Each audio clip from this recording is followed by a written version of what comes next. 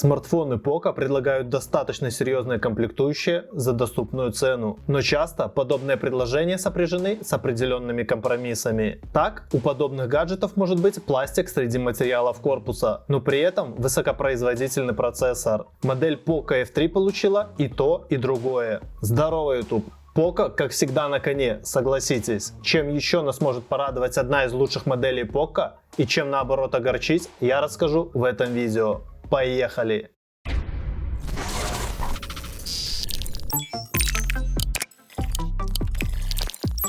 У разных производителей свой подход к комплектации смартфона. В то время, когда появился тренд убирать из комплекта даже зарядное устройство, не говоря про защитный чехол, бренд Poco укомплектован по полной. Мощный блок питания со съемным кабелем, переходник для подключения проводных наушников, прозрачный силиконовый чехол с надоедливой заглушкой для USB порта, предустановленная защитная пленка на экране и несколько фирменных стикеров. Комплект почти полный, за исключением гарнитуры. Ведь было же время, да? В любом случае, Poco F3 отлично укомплектован. Внешний вид Poco F3 лично мне пришелся по вкусу. Минимализм, но при этом в достаточно крупных размерах. Компактные смартфоны встречаются все реже, и мы уже все, наверное, смирились с новыми габаритами и наверняка успели к ним привыкнуть. Вес Poco F3 тоже не маленький, 196 грамм, плюс чехол никак не облегчит ситуацию. Стекло Gorilla Glass 5 закрывает переднюю и заднюю части корпуса. Вдоль всех боковых граней проходит алюминиевая рамка, и это куда приятнее пластика. Все кнопки и управляющие элементы расположены удобно в лучших традициях. Блок камер хоть и выглядит неплохо, но обычные для новых смартфонов проблемы он не решает. На поверхность стола из-за выступающих объективов смартфон ровно не положишь. Цвет Poco F3 зависит от ваших предпочтений. Нейтральный белый, достаточно эффектный синий, а также красивый, но самой марки глянцево-черный. Кроме большого количества следов от руки, он также привлекает пыль. Вероятно, практичнее всего будет белый цвет. На нем не так сильно видны отпечатки пальцев, пыль и потертости. Впрочем, сложно сказать, что по дизайну Poco чем-то отличается от других собратьев. Мы видим примерно те же самые формы.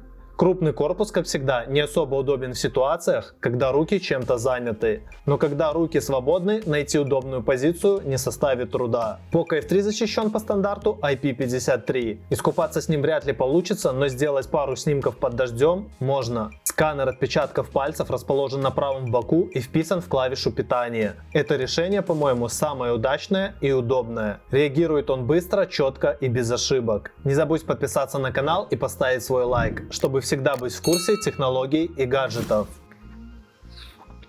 И давай перейдем к самому интересному. Не самые удобные габариты корпуса, как всегда, обусловлены большими экранами. В случае Poco F3 это AMOLED 6,67 дюйма, которые окружают вполне обычные рамки. Разрешение 2400 на 1080 точек с привычным соотношением сторон 20 к 9. Частота обновления экрана здесь 120 Гц и просто изумительная картинка. Она также дополняется частотой опроса сенсора слоя 360 Гц и поддержкой HDR10. Подобные характеристики не так давно стали появляться на более дорогих флагманских смартфонах, а у Poco они уже есть. В то время, например, когда флагманы Apple до сих пор остаются на 60 Гц. С таким ценником, как у Poco F3, это можно считать роскошью. Для отдельных пользователей легким минусом станет вырез для фронтальной камеры. Его можно скрыть программно, но эстетически это все еще не лучшее решение. Из особенностей датчика окружающего освещения, который немного корректирует цветовую температуру, делая картинку комфортнее для глаз. Работает это заметно и не каждому может подойти. С подсветкой у него все на уровне. Настоящий глубокий черный цвет при яркости до 1300 нит в пике. Автоматическая регулировка яркости за время тестирования практически не заставляла корректировать подсветку вручную. В целом, на таком хорошем экране позалипать в видосики или порубиться в любимые игрушки – одно удовольствие. Команды считываются мгновенно и корректно.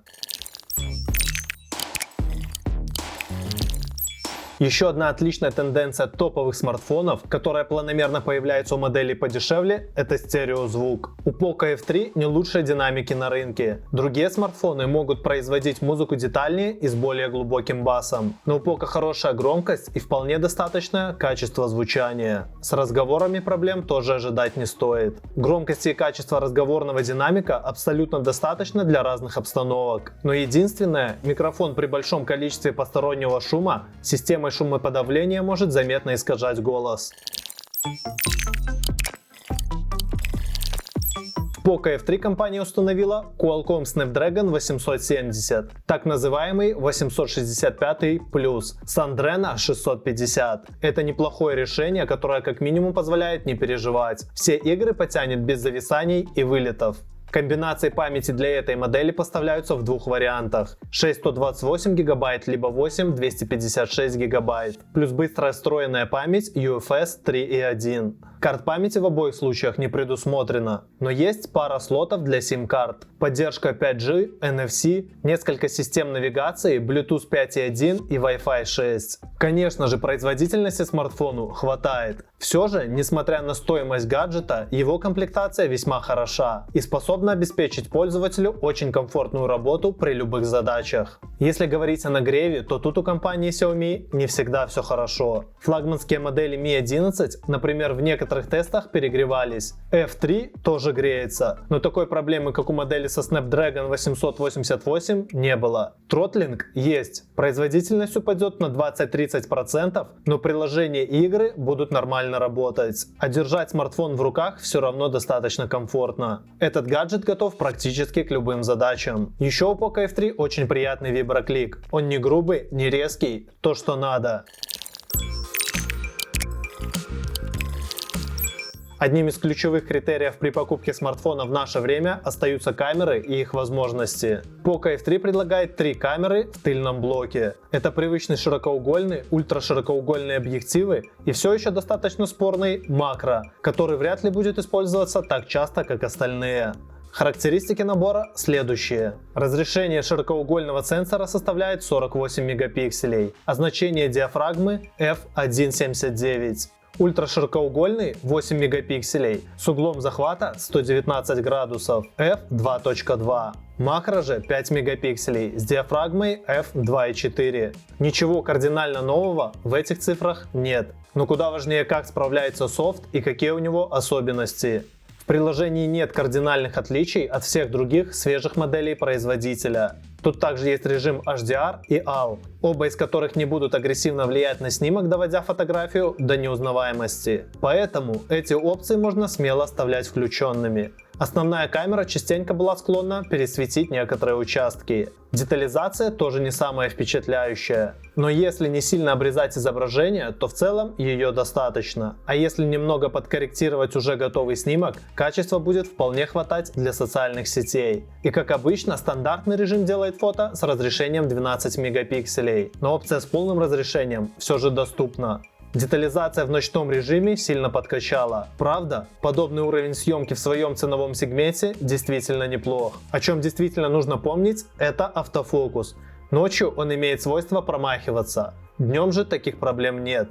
Ультраширокоугольный модуль лучше смог передать затянутое небо, но с тенями справился намного хуже. Некоторые участки снимков оказались темнее, чем хотелось бы. Фокусировка тоже иногда могла быть не самой лучшей. Зато с коррекцией снимка по бокам у смартфона Xiaomi по-прежнему все отлично. Сами камеры расположены удачно, и задеть их пальцем во время фото у вас вряд ли получится.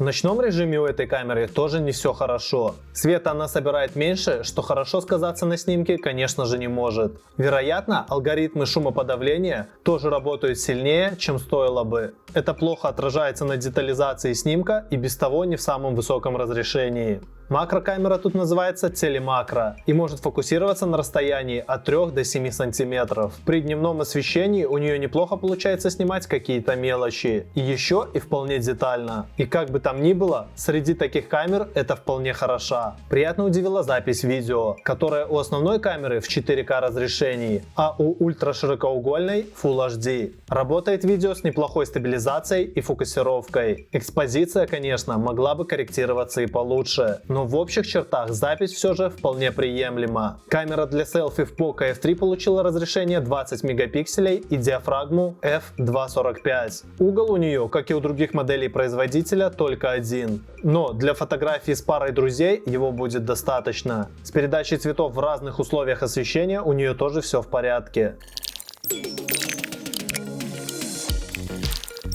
С емкостью аккумулятора 4520 мАч время работы этого смартфона получилось хорошим. Немного меньше, конечно, чем у Poco X3 Pro, но тоже сойдет. Кстати, обзор на Poco X3 Pro будет по ссылочке сверху. Обязательно посмотри.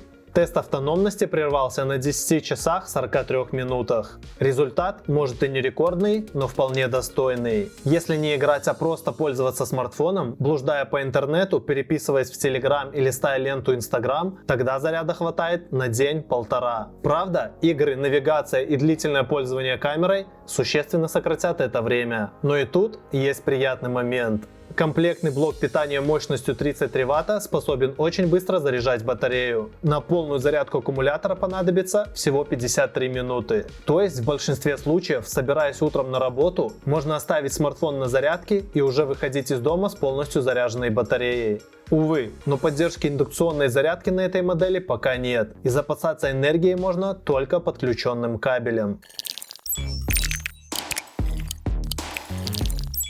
Главный акцент этой модели производитель делает на производительность, которая здесь действительно хорошая, несмотря на стоимость смартфона. Но и более того, он оснащен классным дисплеем и динамиками. Хорошо выглядит, достаточно долго работает и очень быстро заряжается. К работе камер есть свои претензии, хотя в своем ценовом диапазоне это все же хорошие сенсоры. Так что в целом у компании действительно получилось собрать интересный смартфон. Пожаловаться в нем я могу разве что на защиту от влаги и мелкие недочеты в сборке. Но и стоит, конечно, обратить внимание, что при таких габаритах корпуса он не во всех ситуациях будет удобен. Во всем остальном Poco F3 оказался интересным гаджетом. Напиши, кстати, в комментариях, какая из доступных моделей Poco тебе нравится больше. И где-то здесь, кстати, можешь посмотреть обзоры на не менее крутые модели смартфонов Poco. Да пребудут с тобой инновации!